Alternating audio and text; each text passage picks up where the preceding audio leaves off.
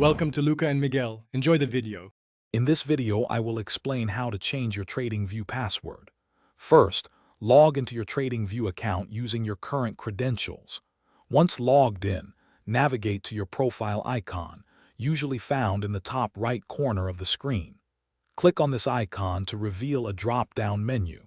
From there, you will select the Settings option to proceed to your account management page. This is the initial step to ensure your account security. On your Settings page, look for a tab or section labeled Security or Password. This area is dedicated to managing your login credentials and other security features.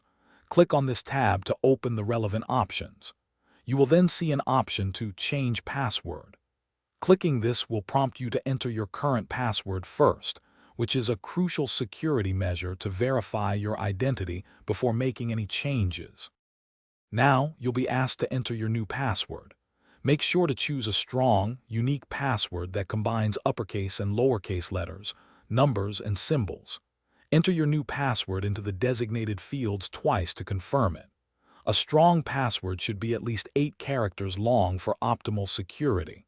After entering and confirming your new password, click the Save or Update button to apply the changes to your account.